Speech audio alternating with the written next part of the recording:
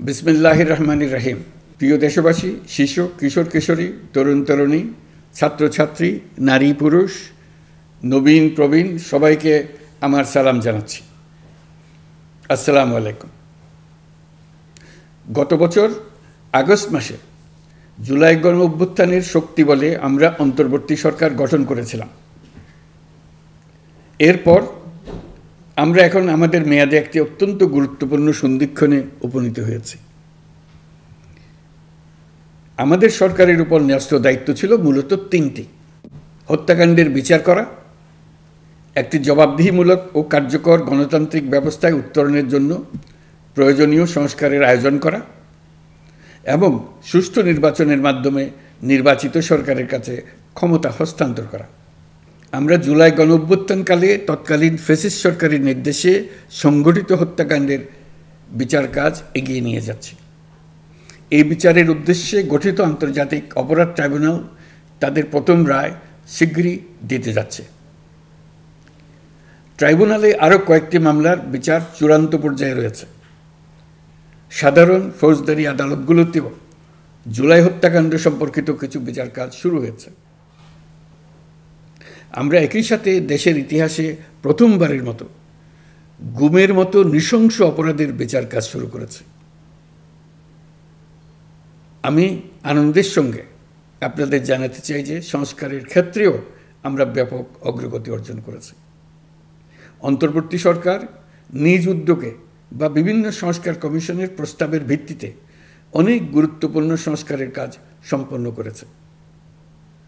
কিছু প্রস্তাবিত সংস্কারের কাজ এখনও চলমান আছে। অধ্যাদেশের মাধ্যমে বা বিদ্যমান আইন সংশোধন করে বিচার বিভাগের স্বাধীনতা, বিচার ব্যবস্থাপনা, আর্থিক খাতে স্বচ্ছতা, প্রাতিষ্ঠানিক সক্ষমতা বৃদ্ধি, ডিজিটালাইজেশন সম্প্রসারণ ও দুর্নীতি প্রতিরোধে বিভিন্ন সংস্কার সম্পন্ন করা হয়েছে। ভবিষ্যতে সুশাসনের জন্য এসব সংস্কার বড় ভূমিকা রাখবে বলে আমরা মনে করি। আশা করি আগামী নির্বাচিত সরকার সংসদে আলাপ আলোচনার মাধ্যমে এইসব সংস্কার গ্রহণ করবে। আমাদের আরেকটি গুরুদায়িত্ব হচ্ছে সুষ্ঠু নির্বাচন অনুষ্ঠান। আমি ঘোষণা করেছি যে আগামী ফেব্রুয়ারির প্রথমার্ধে জাতীয় সংসদ নির্বাচন অনুষ্ঠিত হতে যাচ্ছে। এই নির্বাচন উৎসবমুখর, অংশগ্রহণমূলক ও সুষ্ঠুভাবে অনুষ্ঠানের জন্য আমরা সব প্রস্তুতি গ্রহণ করছি। আমাদের উপর অর্পিত দায়িত্ব আমরা সঠিকভাবে পালন করার জন্য সর্বাত্মক চেষ্টা করে যাচ্ছি। প্রিয় দেশবাসী, রাষ্ট্রকাঠামো সংস্কারের প্রস্তাব তৈরির লক্ষ্যে জাতীয় ঐকমত্য কমিশন নিরলসভাবে গত প্রায় 9 মাস ধরে কাজ করেছে। এই সময় কমিশন জুলাই গণ অভ্যুত্থানে অংশগ্রহণকারী রাজনৈতিক দলের প্রতিনিধিদের সঙ্গে দীর্ঘ আলাপ আলোচনা করেছে। অত্যন্ত সৌহার্দ্যপূর্ণ পরিবেশে ধৈর্য সহকারে রাজনৈতিক দলগুলো কমিশন কর্তৃক উত্থাপিত বিভিন্ন সংস্কার প্রস্তাব নিয়ে যুক্তিতর্ক উপস্থাপন করেছেন। মতের পার্থক্য থাকলেও তা কমিয়ে আনার চেষ্টা করেছেন। অনেক বিষয়ে ঐকমত্যে আসতে পেরেছেন। দেশবাসী সরাসরি সম্প্রচারের মাধ্যমে এই পুরো কার্যক্রম দেখতে পেরেছেন। এটি বাংলাদেশের রাজনীতির ক্ষেত্রে তো বটেই, পৃথিবীর অনেক দেশের জন্য এক অভূতপূর্ব ঘটনা। এটি ভবিষ্যৎ রাজনীতির জন্য আশাব্যঞ্জক। আমি ঐকমত্য কমিশনের সদস্যদের এবং রাজনৈতিক দলগুলোর নেতৃবৃন্দকে গণতান্ত্রিক চর্চার এই অসাধারণ আয়োজনকে সফল করার জন্য আবারও আন্তরিক ধন্যবাদ জানাচ্ছি। ঐকমত্য কমিশনের প্রণীত জুলাই সনদে সংবিধান বিষয়ক 30টি গুরুত্বপূর্ণ সংস্কার প্রস্তাবে রাজনৈতিক দলগুলোর মধ্যে ঐকমত্য তৈরি হয়েছে। এটি একটি ঐতিহাসিক অর্জন। কিছু প্রস্তাবে সামান্য ভিন্নমত আছে, বাকি অল্প কিছু প্রস্তাবে আপাতদৃষ্টে মনে হয় অনেক দূরত্ব আছে, যা গণতান্ত্রিক প্রক্রিয়ায় অস্বাভাবিক কিছু না। তবে খতিয়ে দেখলে দেখা যায় যে এইসব প্রস্তাবগুলোর ক্ষেত্রেও আসলে মতভিন্নতা খুব গভীর নয়। কেউ সংস্কারটা সংবিধানে করতে চেয়েছেন, কেউ আইনের মাধ্যমে করতে চেয়েছেন, কিন্তু সংস্কারের প্রয়োজনীয়তা, নীতি ও লক্ষ্য নিয়ে কারো মধ্যে মতভেদ নেই। কাজেই রাজনৈতিক দলগুলোর প্রকাশ্য বক্তব্য যতখানি পরস্পর বিরোধী অবস্থানে আছে বলে মনে হয়, জুলাই সনদ সঠিকভাবে বিশ্লেষণ করলে ততখানি মত পার্থক্য দেখা যায় না। এটি আমাদের অনন্য অর্জন। এতে জাতি এগিয়ে যেতে সাহসী হয়। এসব বিবেচনায় রেখে এবং রাজনৈতিক দলগুলো কর্তৃক স্বাক্ষরিত জুলাই সনদকে মূল দলিল হিসেবে ধরে নিয়ে অন্তর্বর্তী সরকার আজকের উপদেষ্টামণ্ডলীর সভায় জুলাই জাতীয় সনদ সংবিধান সংস্কার বাস্তবায়ন আদেশ 2025 অনুমোদন করেছে। এটা বিরাট খবর। প্রয়োজনীয় স্বাক্ষর শেষে এটি ইতিমধ্যে গেজেট নোটিফিকেশন করার পর্যায়ে পৌঁছে গেছে। জুলাই সনদ বাস্তবায়নের লক্ষ্যে এই আদেশে আমরা গুরুত্বপূর্ণ কিছু বিধান গ্রহণ করেছি। এর মধ্যে রয়েছে সনদের সংবিধান বিষয়ক সংস্কার প্রস্তাবনার উপর গণভোট অনুষ্ঠান এবং পরবর্তী সময়ে সংবিধান সংস্কার পরিষদ গঠনের সিদ্ধান্ত। আমরা সকল বিষয় বিবেচনা করে সিদ্ধান্ত নিয়েছি যে আগামী জাতীয় সংসদ নির্বাচনের দিনেই গণভোটের আয়োজন করা হবে। অর্থাৎ জাতীয় নির্বাচনের মতো গণভোটও ফেব্রুয়ারির প্রথমার্ধে একই দিনে অনুষ্ঠিত হবে। এতে সংস্কারের লক্ষ্য কোনোভাবে বাধাগ্রস্ত হবে না। নির্বাচন আরও উৎসবমুখর ও সাশ্রয়ী হবে। গণভোট অনুষ্ঠানের লক্ষ্যে উপযুক্ত সময়ে প্রয়োজনীয় আইন প্রণয়ন করা হবে। জুলাই সনদের আলোকে আমরা গণভোটের ব্যালটে উপস্থাপনীয় প্রশ্নও নির্ধারণ করেছি। আমি প্রশ্নটি এখন আপনাদের সামনে পাঠ করে শোনাচ্ছি। প্রশ্নটি হবে এরকম: আপনি কি জুলাই জাতীয় সনদ সংবিধান সংস্কার বাস্তবায়ন আদেশ 2025 এবং জুলাই জাতীয় সনদের লিপিবদ্ধ সংবিধান সংস্কার সম্পর্কিত নিম্নলিখিত প্রস্তাবগুলোর প্রতি আপনার সম্মতি জ্ঞাপন করছেন? ক, নির্বাচনকালীন সময়ে তত্ত্বাবধায়ক সরকার, নির্বাচন কমিশন এবং অন্যান্য সাংবিধানিক প্রতিষ্ঠান জুলাই সনদে বর্ণিত প্রক্রিয়ার আলোকে গঠন করা হবে। খ, আগামী সংসদ হবে 2 কক্ষ বিশিষ্ট। জাতীয় সংসদ নির্বাচনে দলগুলোর প্রাপ্ত ভোটের অনুপাতে 100 জন সদস্য বিশিষ্ট একটি উচ্চকক্ষ গঠিত হবে এবং সংবিধান সংশোধন করতে হলে উচ্চকক্ষের সংখ্যাগরিষ্ঠ সদস্যের অনুমোদন দরকার হবে।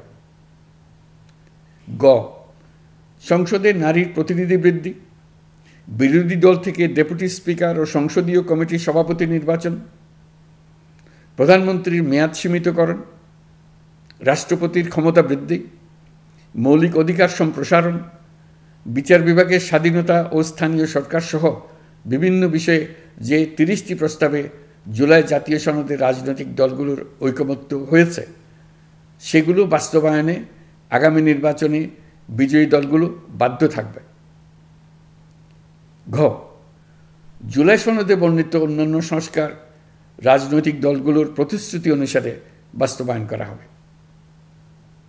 গণভোটের দিন এই 4টি বিষয়ের উপর একটি মাত্র প্রশ্নে আপনি হ্যাঁ বা না ভোট দিয়ে আপনার মতামত জানাবেন। গণভোটের সংখ্যাগরিষ্ঠ ভোট হ্যাঁ সূচক হলে আগামী সংসদ নির্বাচনে নির্বাচিত প্রতিনিধি নিয়ে একটি সংবিধান সংস্কার পরিষদ গঠিত হবে। এই প্রতিনিধিগণ একই সাথে জাতীয় সংসদের সদস্য হিসেবে দায়িত্ব পালন করবেন। পরিষদ তার প্রথম অধিবেশন শুরুর তারিখ হতে 180 কার্যদিবসের মধ্যে সংবিধান সংস্কার করবে। সংবিধান সংস্কার সম্পন্ন হওয়ার পর 30 কার্যদিবসের মধ্যে সংসদ নির্বাচনে প্রাপ্ত ভোটের সংখ্যানুপাতে উচ্চকক্ষ গঠন করা হবে। এর মেয়াদ হবে নিম্নকক্ষের শেষ কার্যদিবস পর্যন্ত। জুলাই সনদ বাস্তবায়নের অঙ্গীকারনামা অনুসারে সংবিধানে জুলাই জাতীয় সনদ অন্তর্ভুক্ত করার ব্যবস্থা গ্রহণ করা হবে। এটিও আজকে অনুমোদিত আদেশে উল্লেখ করা হয়েছে। প্রিয় দেশবাসী, অভ্যুত্থানের পর দায়িত্ব গ্রহণ করে অর্থনীতিকে গভীর গহ্বর থেকে উদ্ধার করা ছিল আমাদের জন্য একটা বিরাট চ্যালেঞ্জ। গত 15 মাসে আমরা সেই চ্যালেঞ্জ উতরাতে সক্ষম হয়েছি। রপ্তানি, বৈদেশিক বিনিয়োগ ও রিজার্ভ সহ অর্থনীতির সবগুলো সূচকে দেশ ইতিবাচক ধারায় ফিরেছে। লুট হয়ে যাওয়া ব্যাংকিং খাত ইতিমধ্যে ঘুরে দাঁড়িয়েছে, মানুষের আস্থা ফিরে এসছে। ব্যাংকিং খাতকে আরও শক্তিশালী করতে নানামুখী পদক্ষেপ চলমান রয়েছে।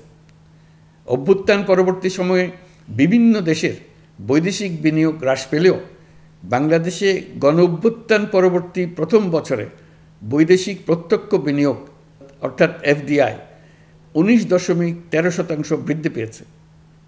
এটি বৈশ্বিক প্রবণতার বিপরীতে এক অনন্য অর্থনৈতিক দৃষ্টান্ত স্থাপন করেছে। আগামী সপ্তাহে ডেনমার্ক ভিত্তিক মায়ার্স গ্রুপের মালিকানাধীন এপিএম টার্মিনালস বিভি এর সঙ্গে লালদিয়া কন্টেইনার টার্মিনাল প্রকল্পে 30 বছরের কনসেশন চুক্তি স্বাক্ষর হতে যাচ্ছে। এই চুক্তির আওতায় ইউরোপীয় এই কোম্পানি $550 মিলিয়ন বিনিয়োগ করবে। এটি এই যাবৎকালে বাংলাদেশে ইউরোপের সর্বোচ্চ একক বিনিয়োগ। লালদিয়া হবে দেশের প্রথম বিশ্বমানের গ্রিন পোর্ট।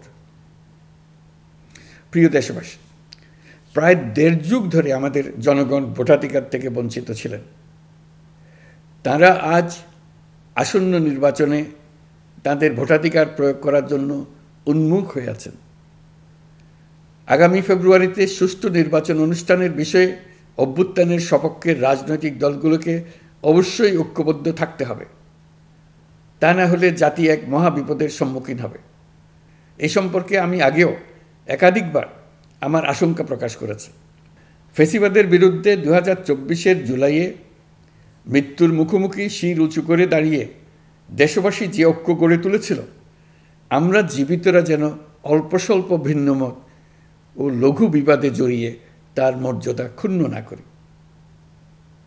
133 শিশু, শত শত তরুণ তরুণী, নারী পুরুষের মৃত্যু, হাজার হাজার মানুষের অঙ্গহানির যে আত্মত্যাগ, সেটিকে আমাদের সম্মান জানাতেই হবে। দেশের আপামর জনগণ সামান্য যা চায় তা হচ্ছে এই অগণিত হতাহতের স্মৃতির প্রতি শ্রদ্ধা জানিয়ে আমরা সবাই যেন ভিন্ন মতের প্রতি সহিষ্ণুতা দেখাই। দলীয় স্বার্থ অতিক্রম করে সম্মিলিত আকাঙ্ক্ষা ও জাতীয় চাওয়াকে ঊর্ধ্বে তুলে ধরি। তাই আমি আশা করি আমাদের এই সিদ্ধান্ত জাতির বৃহত্তর স্বার্থে রাজনৈতিক দলগুলো মেনে নেবে।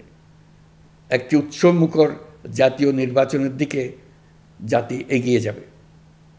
এর মাধ্যমে আমরা নতুন বাংলাদেশে প্রবেশ করব। আমরা নতুন বাংলাদেশ গড়ার দ্বার প্রান্তে এসে পৌঁছলাম।